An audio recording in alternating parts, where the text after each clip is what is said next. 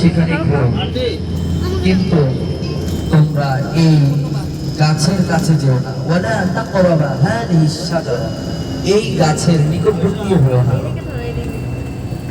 কিন্তু যখন শয়তানের প্রবঞ্চনায় ধোঁকায় পড়ে হযরত আদম আলাইহিস সালাম এই গাছে গিয়ে ফল ভক্ষণ করলে, তখন তার শরীর থেকে জান্নাতের পোশাক খুলে যায়।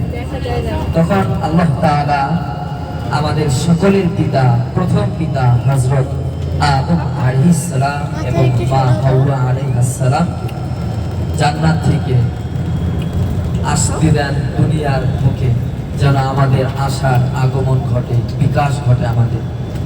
এই জন্য আল্লাহ তাআলা সুকৌশলে আদম আলাইহিস সালামকে এই ফল খাওয়িয়ে এরপরে আমাদের এই পৃথিবীর বুকে আমাদের পিতা হযরত আদম আলাইহিস সালাম এবং হযরত হাওয়া আলাইহিস সালাম এই দুজনকে পাঠান। হযরত আদম আলাইহিস সালামকে শ্রীলঙ্কা নামক শহরে পাঠানো হয়, আর হযরত হাওয়া আলাইহিস সালামকে এই জাবালে রহমতের কাছাকাছি আরাফার এখানে রাখেন।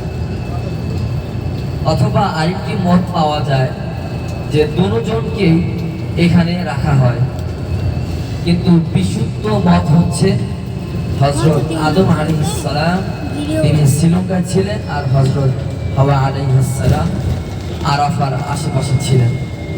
এরপরে হযরত আদম আলাইহিস সালাম আল্লাহর কাছে দোয়া করতেছিলেন, রব্বানা যালামনা আনফুসানা ওয়া ইল্লাম তাগফির লানা ওয়া তারহামনা লানাকুনান্না মিনাল খাসিরিন।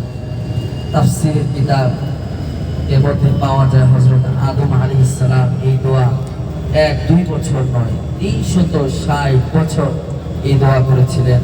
আল্লাহ রাব্বুল আলামিন তার এই দোয়া এতই পছন্দ করেছেন, এই জন্য আদম আলাইহিস সালামকে এই দোয়াটা করার জন্য অনেক দিন সময় দিয়েছেন। এই জন্য হযরত আদম আলাইহিস সালাম যখন এই দোয়া করতেছিলেন, আল্লাহ তাআলা তার এই দোয়াকে পছন্দ করে কবুল করে নিলেন। তখন তাদের উভয়ে সাক্ষাৎ যেখানে ঘটে সেটা হচ্ছে আরাফা। সেই আরাফাকেই বলা হয় পরিচিতি হওয়ার স্থান, এজন্য সেখানে আমরা যাচ্ছি।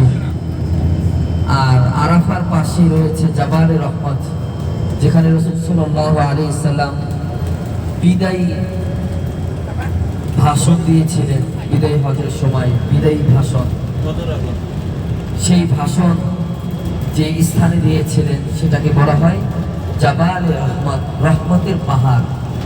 আমরা সেখান থেকে যাচ্ছি।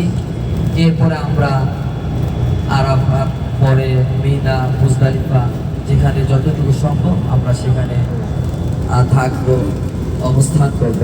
আল্লাহ তাআলা আমাদের এই সফরকে বরকতময় করে দেন, আল্লাহ তাআলা আমাদেরকে কবুল করে নেন, আল্লাহ তাআলা প্রত্যেকটা স্থানের সাথে পরিচিতি হওয়ার তৌফিক দান করে দেন।